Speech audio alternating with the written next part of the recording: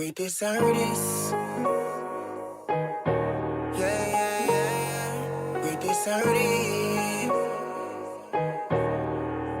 Yeah. I'm living my best life, I ain't gon' lie to you. Called on my people, said go to Vegas, I'ma fly to you. I've been feeling some type of way the last couple years, so I need my niggas here, period. We finna cheers, listen. Yeah, everybody grinding, all I'm touching, baby.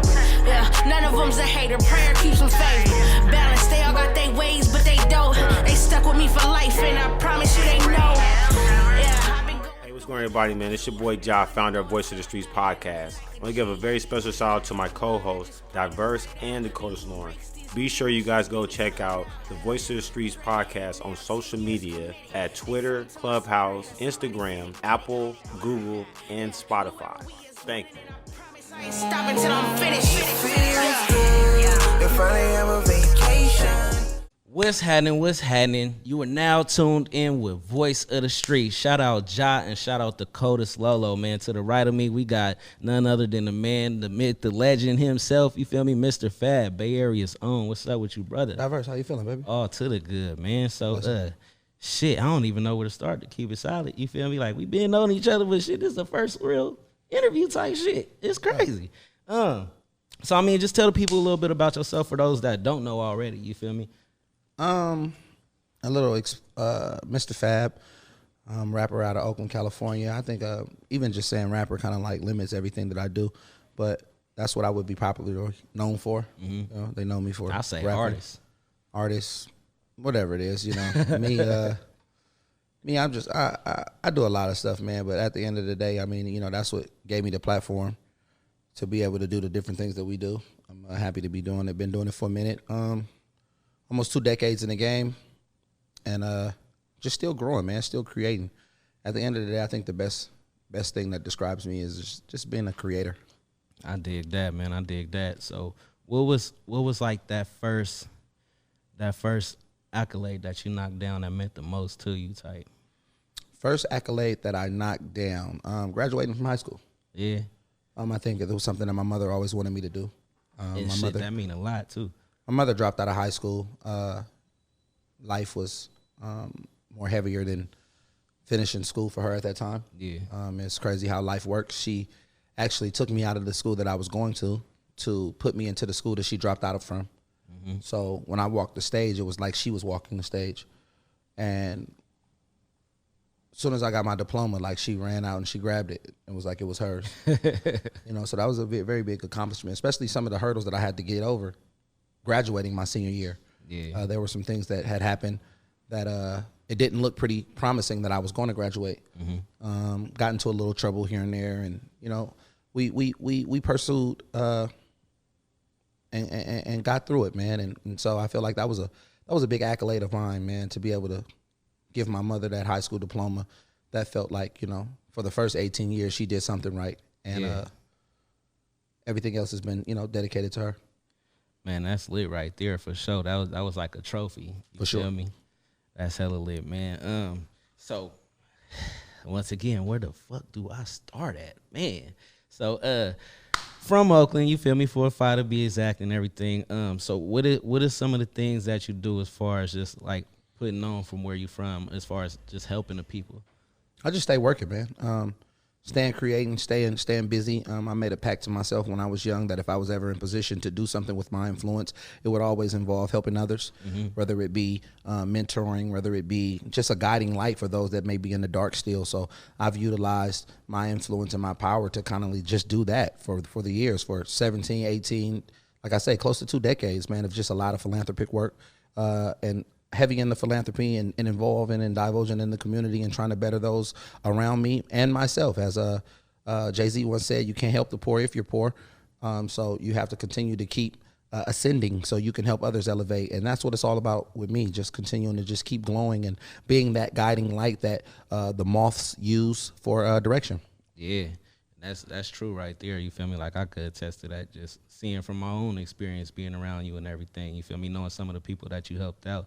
And it just, shit, you done help me out. You feel me? Like, it mean a lot, bro. You feel me? What's nothing to you is everything to somebody else. And you notice that. You feel me? And that's what keep you connected with the people, man. I fucks with that for sure, for sure.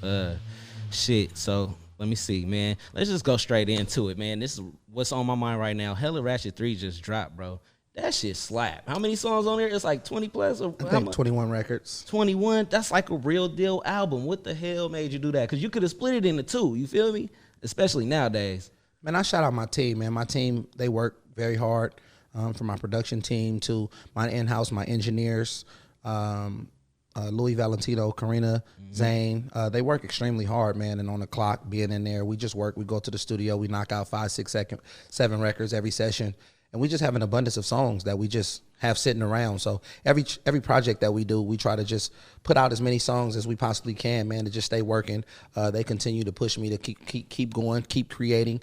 And with this new project, Hella Ratchet 3, we just wanted to do some fun music. I think a lot of people have been, you know, as the world opens up slowly and surely, people want to go outside and they want to go have a good time. So we just wanted to create a good time project. I think we made a kind of an agreement to shoot videos to all the songs off the records and just having fun, like pool parties, dance halls, water fights, and block parties. And we're going to just shoot a lot of videos off this album. And it's just about having fun. It's the streams are picking up organically, naturally. And it's dope to see people respond to the music that way it is. Cause it's just like I say, we just want to put a smile on your face and just have some fun and go party for all the things that we have to endure for these past 2 years. Man, if you got an album release, album release party coming, I'm trying to be at that. Yeah, for sure. For sure. For sure, that. So we gonna have fun. Man, that's what I'm saying, bruh. Nah, so Hella Ratchet 3, man. Okay, one of my most favorite albums was I got two favorites from you, really, as far as just the past, I'm gonna say 5 years type shit. I fuck with the first Thug Tears off top, you feel me? I feel like I was there for that. And I fuck with the year 2006. We gonna stick on 2006 though, cause you really brought it back to the hypey days, man. Like, what was your whole? I kind of answered the question, but you feel me? What was your whole motivation behind that? Once again, my team is very instrumental in some of the projects that we release and we drop. We began to sit up and talk about what was needed for that time for us. Some of the things when we look at the analytics of what streams the most for us, it's the fun music. A lot of people want to hear about, you know, the partying and just having fun. I think that's how I kind of like bust on the scene with the whole little hyphy stuff at the time, and I have fans or fans that have stuck with that for several years, and some fans don't want me to do anything else but that. And that's okay. But being able to be as well-rounded as I am as an artist. You got music for every mind state. All kind of different genres. Sure, I have a plethora of genres, a plethora of styles, and I never want to just get caught up in one style, but I also can't forget about the original fans that have been supporting me since day one, to feed them and give them the things that they wanted to do. So 2006 was just a rendition of that again, and we wanted to reintroduce it. And it's just fun, man. I hooked up with some of my favorite producers on that project. D.O.P.E. primarily is one of my favorite producers, and that's who kind of gave me my big break with my first single that kind of took off, the Super Sick With It record. Sick With It. And we just connected back up and dropped that, man, and it's pretty dope. S. Dot did the I Miss Hyphy record, and like I say, man, the guys that are around me, man, you know, it's very important that you surround yourself with some supportive people, as well as some people that are who want to see you win, and that they're going to do everything that it takes for them to help you win. They're going to push you. They're going to do their jobs. And that's why having a great team is very instrumental. You got to have people that understand their position. You feel me? Like, that's a key thing, especially, I mean, I'm just speaking as far as the Bay mentality. You know, everybody want to be the boss, but you got to work your way up to the boss. You feel me? Like, for whatever that boss lane may be for you. You feel me? Not taking the next man's spot type thing, you know? But, yeah, bruh. Okay. So, like I said, my brain is everywhere with it, bro. Excuse me. For real. Okay, so the Dope Era showcases that you got. Is it another one coming up? Yeah, we try to do it monthly. Do it monthly? We try to do it monthly where we just utilize our platform, man, for others to kind of like step in and showcase what they have going. Yeah. So we try to do it monthly. The thing Oakland that I Live like, / Dope.E. the thing that I like is that you bring, like, you really bring the industry out to see local artists type shit. You feel me? Like when I had the opportunity to do it, you had D-Lo out there. You feel me? But then you also had Zoda Roaster. I believe Unc the Hunk was there. You feel me? The whole VIP section was lit, like 20 of y'all. You feel me? So it's like opportunities that you get. Once again, it may mean nothing to you, but it's everything to somebody else. You feel me? And just the fact that you open your doors like that is hella dope. Like, for sure. Motivation. What is your motivation? Just in life, period. I just want to make my mom proud.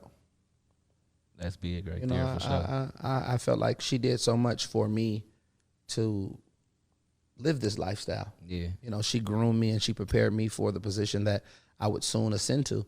And in my ascension, I never want to forget the preparation and everything that she did to get me to this point, you know? Yeah. So I just want to make her proud, man. I want to continue to keep doing what I'm doing. And the greatest gift of game that she ever gave me was just stay creating, Stan. Stay going after it. Stay in your lane. And whatever that lane may be, even, you can stay in your own lane or you can own lanes. And I'm learning to do all. I'm learning to, while staying in my own lanes, buying other lanes as well. Yeah. I'm owning lanes. I'm owning them. I'm able to move here. I'm able to open up a clothing store. I'm able to open up a nightclub. I'm able to open up a nail shop. I'm able to, these are just different things that I'm able to do, man. That hard work and dedication and surrounding myself with the right people, supportive team have done. And that's what it is, man. I just want to continue to make her proud. I think like everything I do, and after I do something, like when I accomplish something that I feel like is worthy of conversation, I like kind of look in the sky and be like, "Man, you see me? I did it." You know what I'm saying? You see me?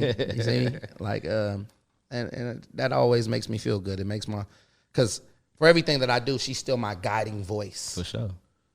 I believe in the power of our ancestors. I believe in the power of being guided and persuaded by higher powers. And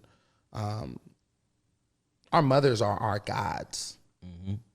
Like, whether you believe in God or not, whatever it is, your mother is the one that gave you life, that created you, that carried you, that molded you. You know what I'm saying? The family structure alone, I don't want to forget the fathers, because the fathers, you know what I'm saying, without the fathers, there can be no children. But the woman is the closest thing to God that we may see ever in this realm. They give life, they carry life, they cultivate it, they harness it, and they do everything. So, and everybody on this earth has been through a woman. So the creation of life comes from the womb of a woman, and that's godly. Facts. Like, I think that metaphorically, heaven's gates would be between the legs. That's heaven. Like, you know what I'm saying? The Facts, woman. man. And y'all, the way that he just broke that down, you feel me? Like, this man, real family orientated, you feel me? And he got morals. No matter what level he at, he stick to his morals. And we was just talking about that behind the scenes with everybody up in here, you feel me? Like, the richest man, you feel me, get bored. You feel me? The richest man get lonely, for sure. But and then, but you wonder why how little old us down here, you feel me, is happier than ever, and we basically got nothing type hype. But if you could keep that balance, bro, you feel me, you got everything. Yeah, you just For keep sure, going, for sure. man. Some people are so poor, all they have is money. Yeah. And Yeah. so, like you say, man, my motivation at the end of the day, man, is I just wanted to do something that my mom could be proud of.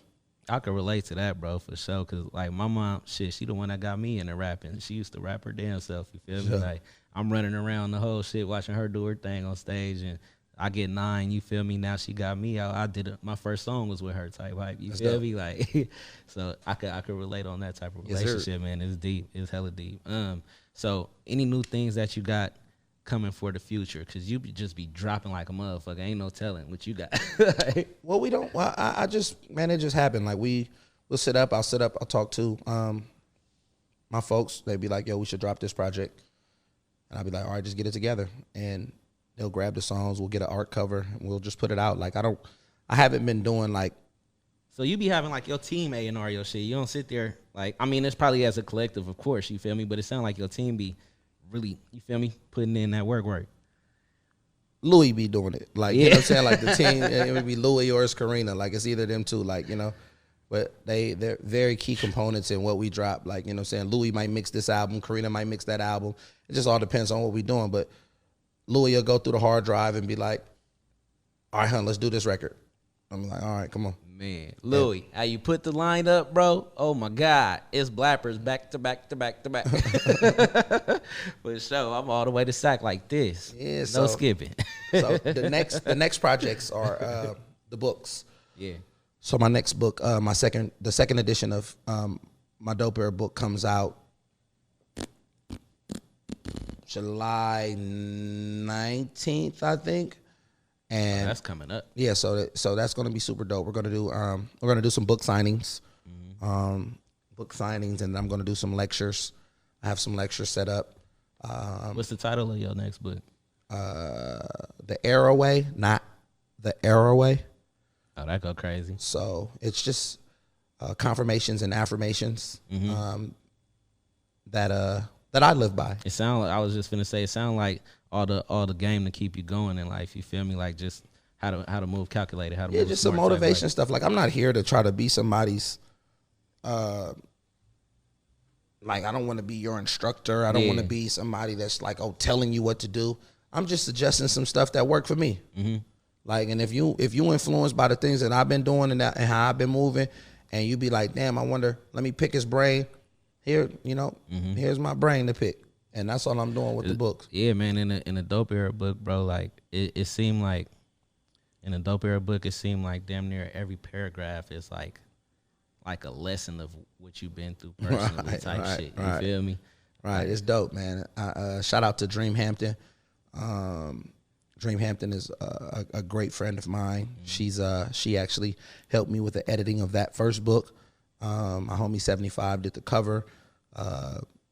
Derek Grace Shout out did Derek the forward. Grace. Like Derek Grace is a great guy, friend of mine who's another leader in moving Black culture forward. Yes, sir. Shout out him, man. If y'all don't know who Derek Grace is, man, go follow him ASAP. Just how it sound, type it in. Like we do a lot of things of moving the culture forward. Yeah. You know, I think the wave of free thinkers. This is what we should begin to become advocates for. Brothers like 19 Keys, Rizza Islam. It's so many of the forward thinkers that are moving the culture forward with free thinking and Black identity, that are unapologetically Black and unapologetically moving Black culture forward by understanding the essence of our power and utilizing that to cultivate just black excellency, black business, Black organic things, Black everything. Like, it's just amazing to see the fruitioning of what's going on in Black culture, and the advocates aren't just being handpicked by,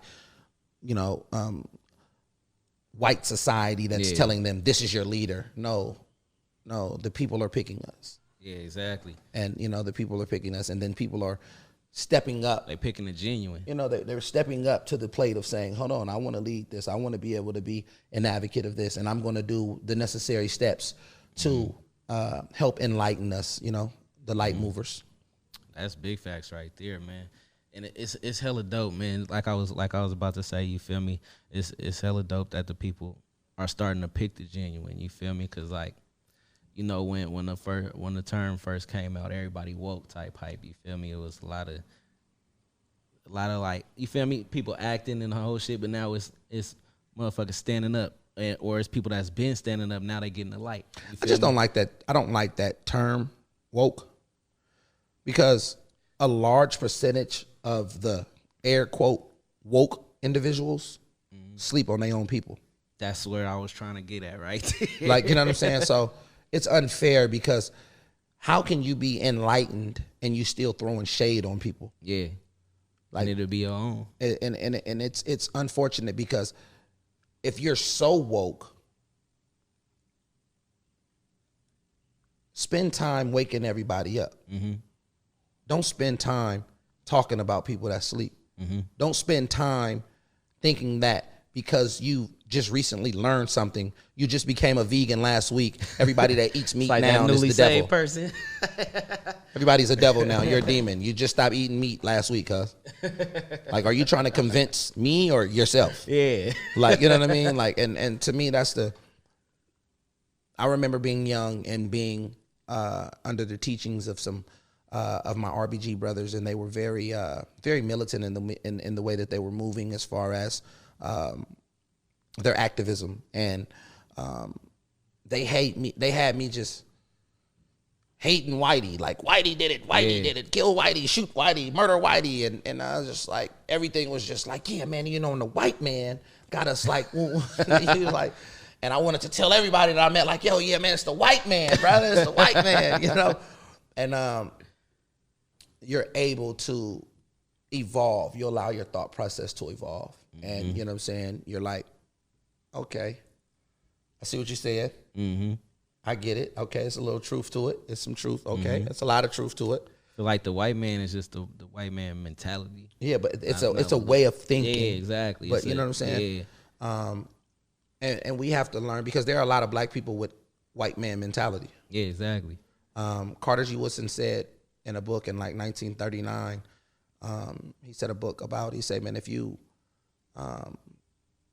the cultural washing of the black man is if he begins to get educated and he begins to elevate, and the higher he'll get in elevation, the more he'll forget about his own kind, and the more he'll begin to tend to want to have interracial relationships, and the more he'll begin to be so whitewashed from cultural bleaching that he'll forget about his own people. Yeah. And this was in 1939, and the unfolding of that philosophy is right in front of us. Ain't nothing new under the sun. You know what I'm saying? And so for many of us, there are many of us that we've gotten so woke that we actually blacked out.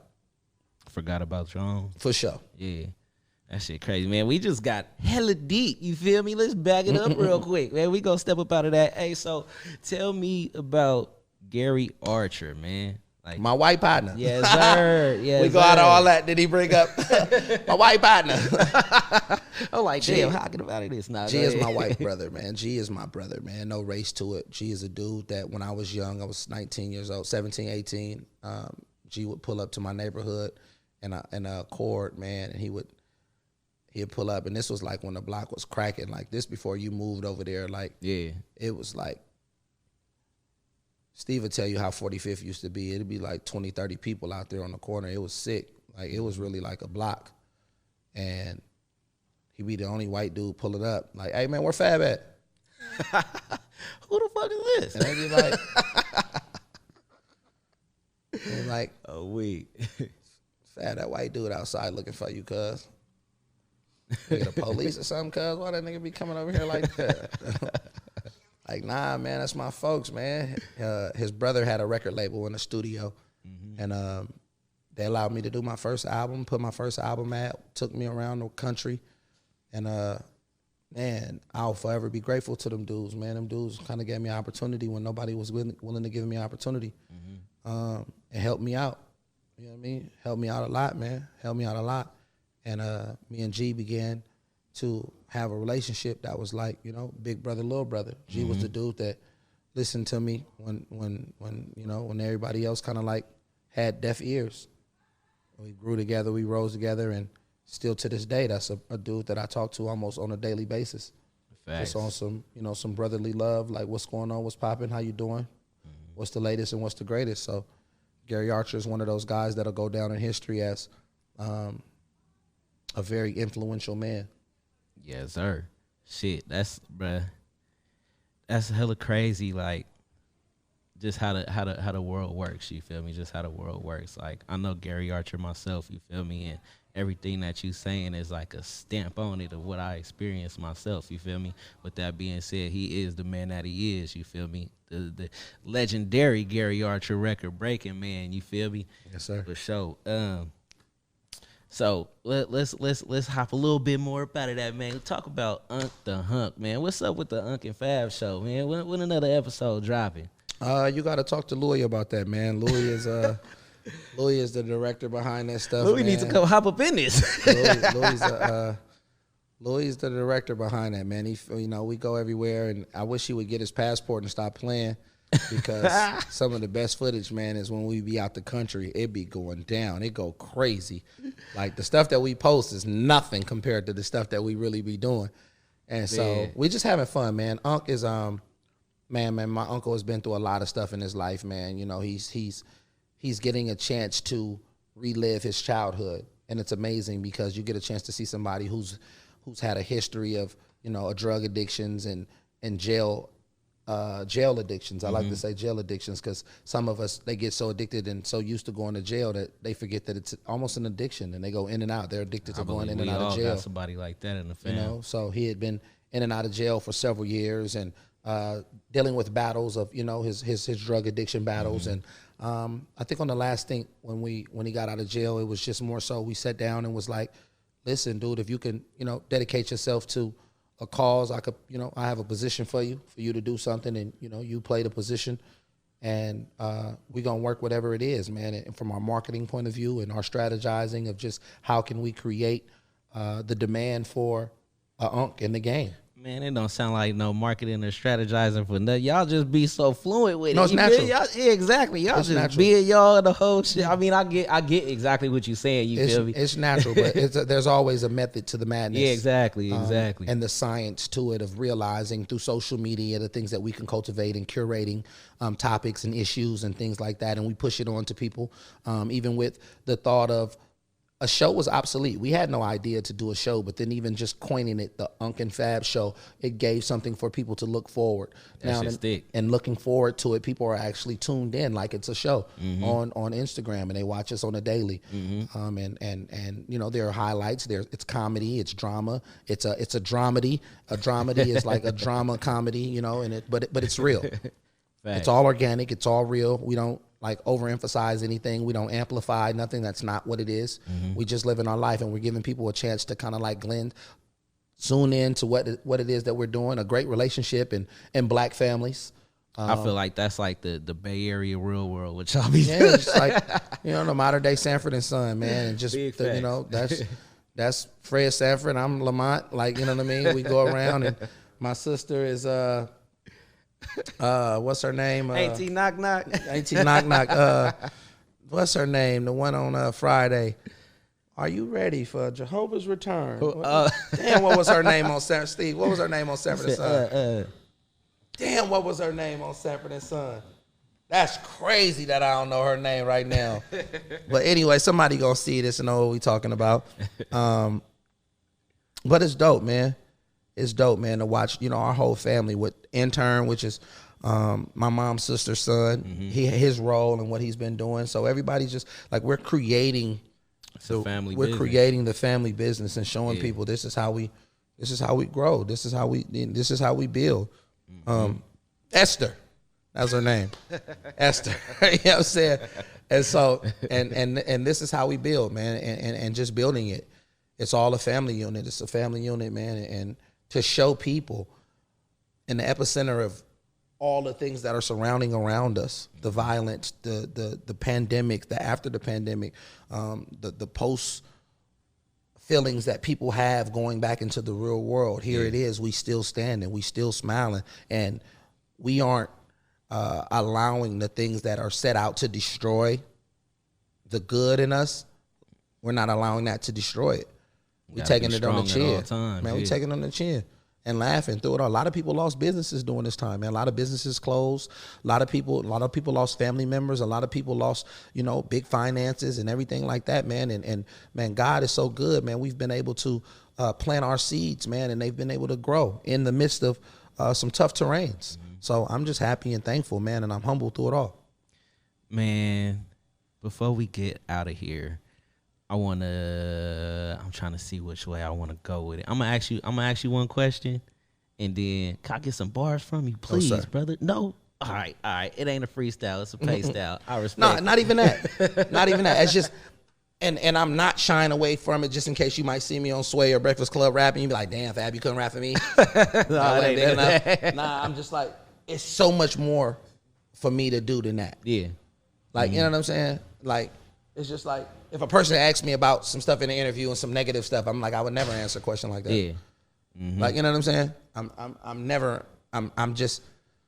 I'm cool. Like, you know what I mean? Yeah. Like, and even like with you my people. So I feel like it shouldn't be like. That's why I was like, it felt weird asking Yeah, that, it's but like, I'm media right now. So like, let's like we build, we have our conversation, we build, and like what you got from me and what you got out of me was something that was more than just a rap interview.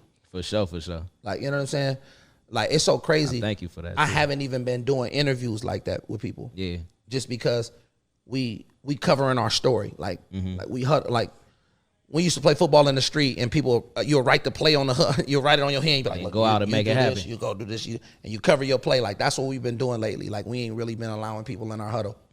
So, I feel that though. yeah, like thank you for really explaining that. It's love. Like, I'm covering the playbook, man. Like, what we got going on. Like, even with, like, you know what I'm saying, with the rap, I'm trying to get out of just, oh, that's just rapping dude. Nah, I'm elevating. I'm the businessman now. Like, you know what I'm saying? I seen you earlier, like I kind of seen your face earlier, right? When cause you had spoke on the rapper, and then when I said artist, you was still like what would you like, what's the word that you would give yourself? Creator. Boom. I'm a creator. I think that doesn't put any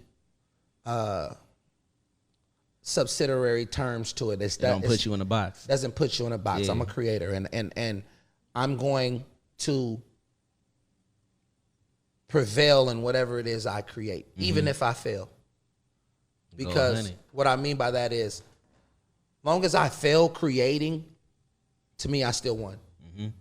Because you learned a lesson. So my lesson in that was, okay, you can't do it like this. But I'm not going to stop creating because of that. You know what I'm saying? Like, there are certain investments that don't go right. That don't mean that I'm finna stop investing. There's certain businesses that may not flourish. That doesn't mean that I'm not going to have interest in opening more businesses. One door closed, another one open. You know what I'm saying? Certain songs that may not have been done, but it was dope for me to just say, let me try my creativity with artistry, with this kind of particular genre or this kind of style. So it may not have popped off. No one may have liked it, but to me, it was cool because I was able to do something that I wanted to do. And in the words of Frank Sinatra, man, at the end of the day, I'm doing it my way. You know what I'm saying? I dig that, man. And I'm not seeking white approval. I'm not seeking anyone for, you know, and what I mean by white approval is when we were slaves, and there are some people that are still slaves, but when we were slaves, we did everything for the approval of whitey. You know what I'm saying? Everything. Master, am I dressed right? Master, am I talking right? Master, am I woo-woo? And so... Don't do that because Master... So fast forwarding to where we are now, people are looking for white approval, even from black people. Yeah. Like, we're looking for, how I'm dressed. Oh, this look cool. Oh, should I do it? And we're looking for people to approve our lifestyles. We have to learn to be the individuals that we are unapologetically.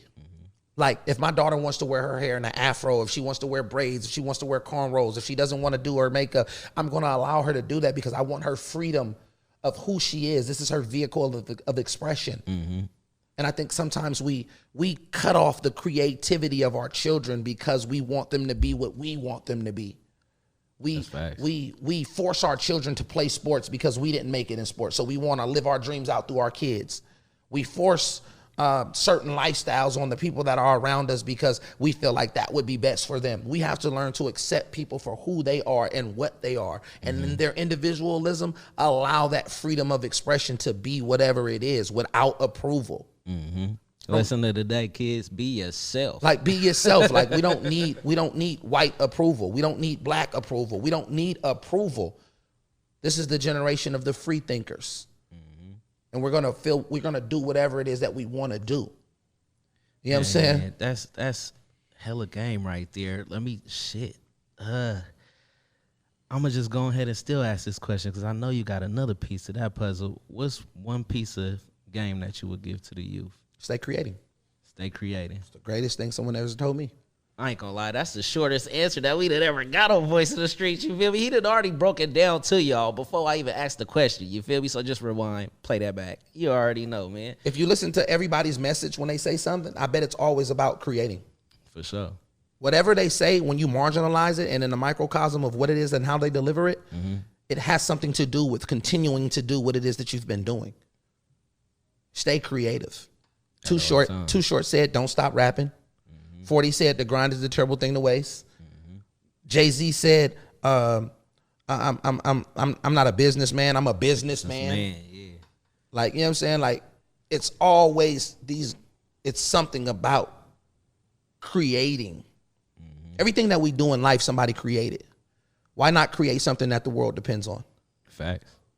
With that being said, y'all, look, voice of the streets, Mr. Fab, Bay Area's own legend, man. Diverse. Shout out Josh. Shout out Dakota Slolo, man. Just give him your social media just cause whoever ain't seen it or don't know you yet, man, just so they can know, let them know. Social media, Instagram, it's Fabby Davis Jr. 1.